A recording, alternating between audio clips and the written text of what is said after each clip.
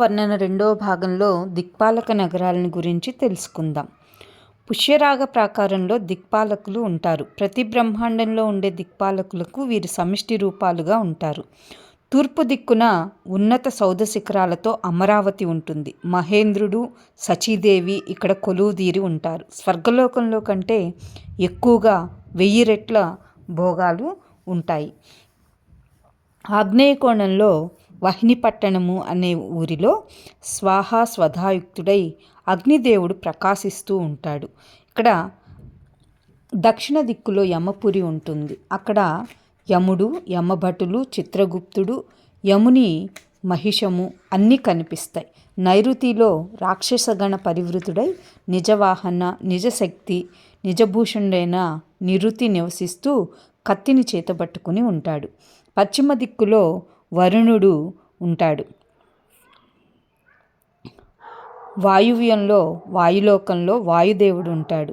వాయు సాధన సంసిద్ధులైన యోగులు ఇతడి పరివారంగా ఉంటారు. ధ్వజహస్తుడు, విశాలాక్షుడు మృగవాహనుడుగా ఉంటాడు. ఉత్తర దిక్కులో యక్షలోకం ఉంది. వృద్ధి రుద్ధి శక్తులతో యక్షరాజైన కుబేరుడు ఇక్కడ అధిపతిగా ఉంటాడు. ఇతను నవనిధులకు అధిపతి. ఇతడు పెద్ద పొట్టను కలిగి ఉంటాడు.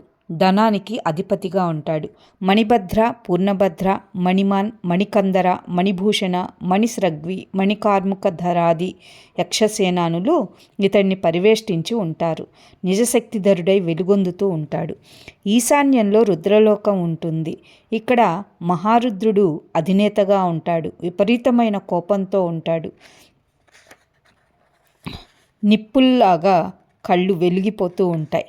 వీపున ఎప్పుడు అమ్ముల పొదలు, ఎడమ చేతిలో బాణం ఎక్కుపెట్టి ధనస్సు, శతకోటి ధనస్సుల్ని ధానుస్కులు పరివేష్టించి ఉంటారు. తనతో సమానమైన బల సంపన్నులై శూలాయుధ పాణులై అసంఖ్యాక రుద్రులతో సన్నద్ధుడై ఉంటాడు రుద్రుడు. వాళ్ళంతా వికృతన్యాసంగా కరళాన్యాసులుగా నిప్పులు కక్కుతూ ఉంటారు. ఇక్కడ కొందరు 100 చేతులతోటి, కొందరు 10 చేతులతోటి, కొందరు 1000 భుజాలతోటి, కొందరు 10 పాదాలతోటి, కొందరు 3 నేత్రాలతోటి, కొందరు అంతరిక్షులుగాను, కొందరు భూచరాలుగాను ఉంటారు. ఇక్కడ ఇది రుద్రలోకంగా కనిపిస్తుంది. భద్రకాళి ప్రముఖ మాత్రికులతో కలిసి రుద్రాణి కోటి ఈ రుద్రులకు సన్నిధిగా ఉంటుంది. డామర్యాది గణాలు, వీరభద్రాది సేనలు ఇవన్నీ పుష్యరాగ ప్రాకారం కలిసి రుద్రుడు పద్మరాగ ప్రాకారం కుంకుమ కాంతులతోటి విరజిల్లుతూ ఉంటుంది.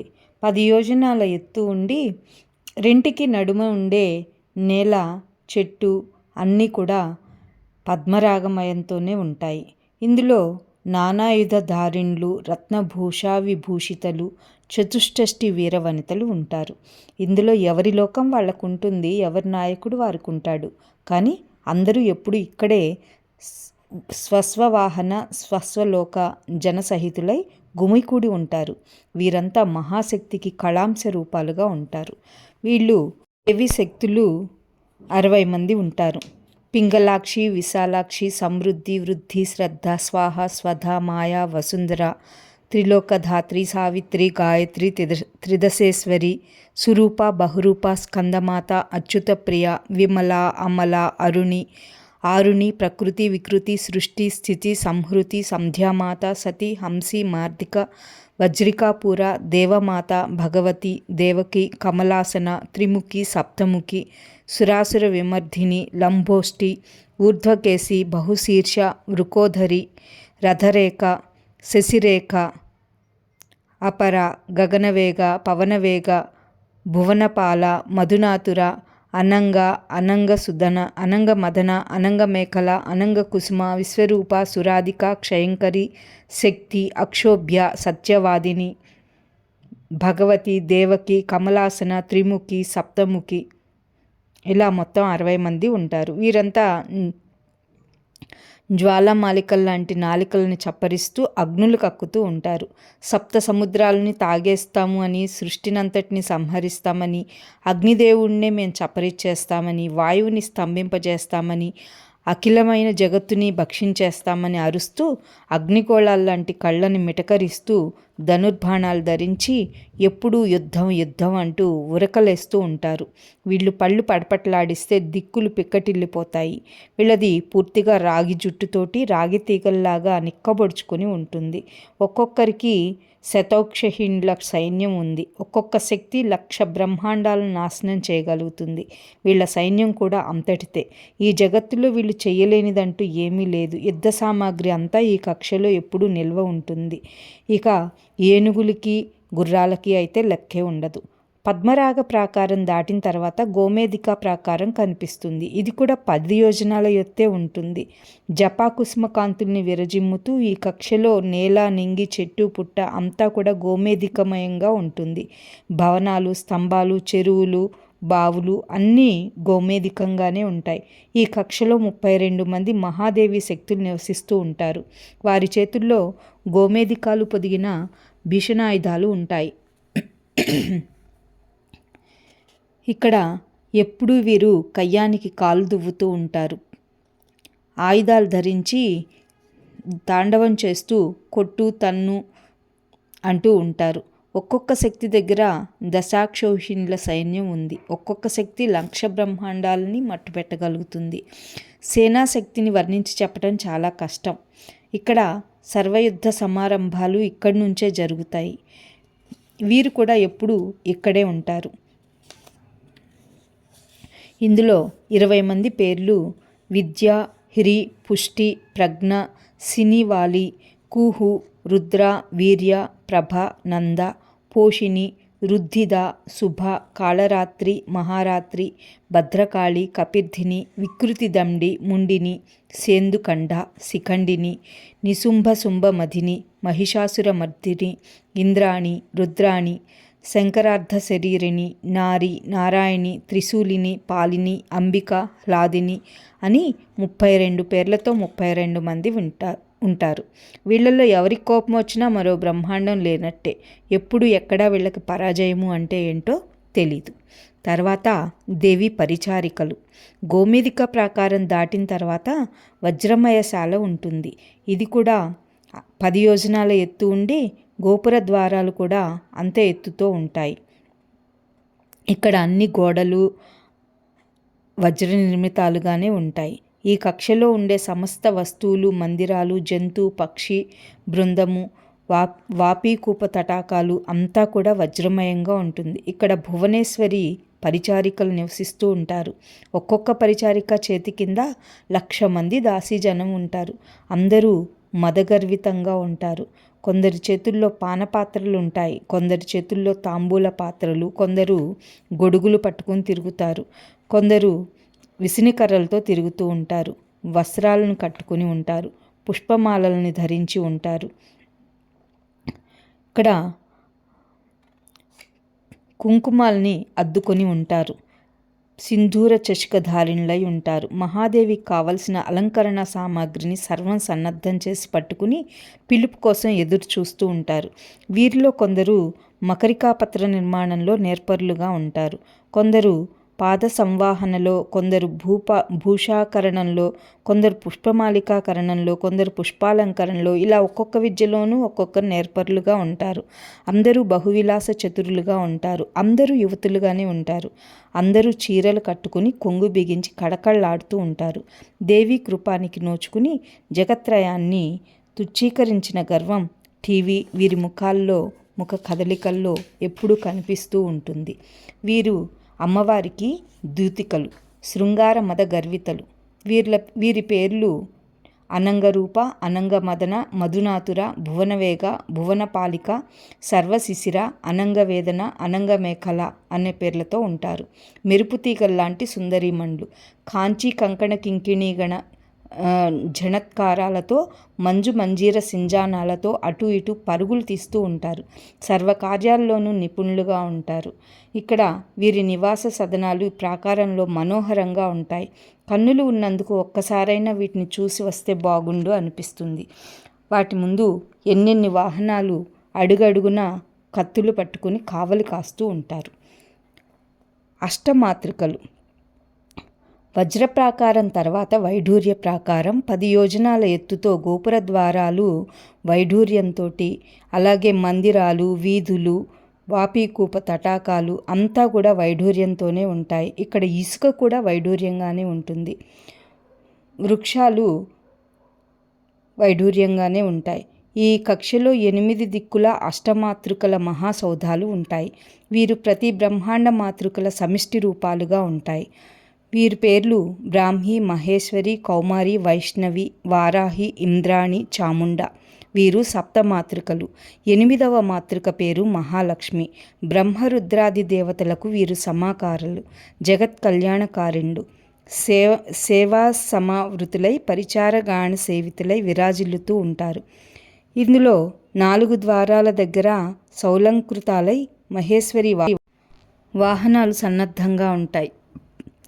1,000 ఏనుగులు, 1,000 గుర్రాలు, 1,000 పల్లకీలు, హంస, సింహ, మయూర, గరుడ, వృషభాదులు, వీటిని ఉంచిన రథాలు 1,000 సంఖ్యలో జెండాల రెపరెపలతో ఎప్పుడూ సిద్ధంగా ఉంటాయి.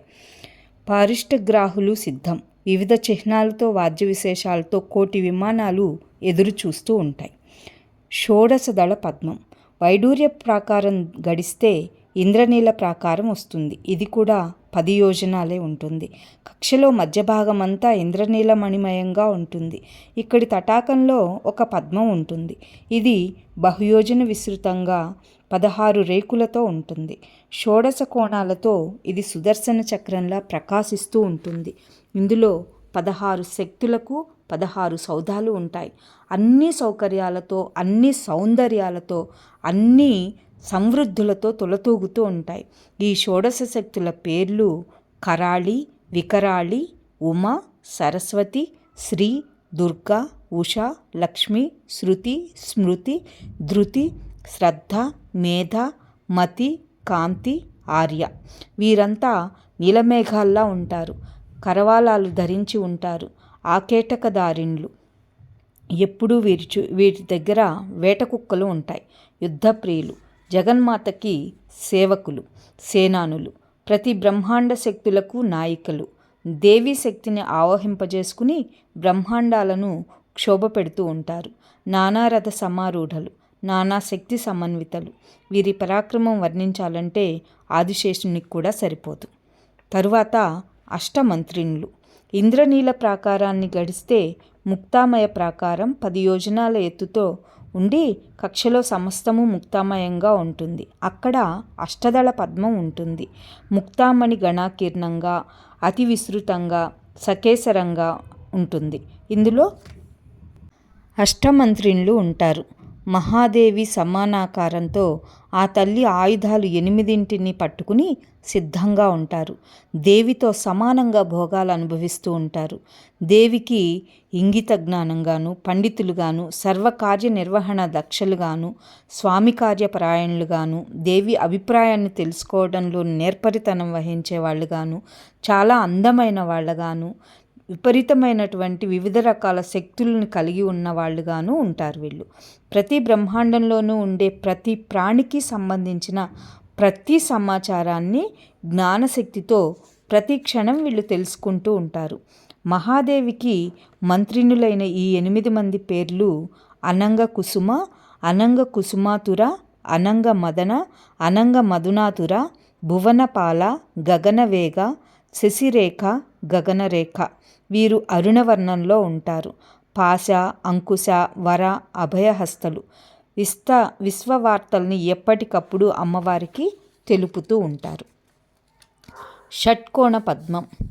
ముక్తా ప్రాకారం దాటాక మరకత ప్రాకారం. ఈ సాలము 10 యోజనమే. నానా సౌభాగ్య సంయుక్తంగా, భోగ సమన్వితంగా ఉంటుంది. కక్షలో మధ్య భూమి, సదనాలు సమస్తము మరకతమయంగానే ఉంటుంది. ఇక్కడ షట్కోణ పద్మం ఉంటుంది. పూర్వకోణంలో గాయత్రి సహితుడై చతుర్ముఖుడు కుండిక, అక్షమాల, అభయహస్త, దండాయుధరుడై నివసిస్తూ ఉంటాడు. గాయత్రీదేవి కూడా అలాగే ధరించి ఉంటుంది. గాయత్రి చతుర్ముఖుల సర్వరూపాలు ఇక్కడే ఉంటాయి. 4 వేదాలు, సకల శాస్త్రాలు, వ్యాహృతులు, స్మృతులు, పురాణాలు మూర్తీభవించి ధరించి సేవిస్తూ ఉంటాయి. నైరుతి కోణంలో శంఖచక్ర గదా పద్మాలు ధరించి సౌవిత్రి విష్ణుమూర్తులు ఉంటారు. వీరు సకల రూపాలు ఇక్కడే ఉంటాయి.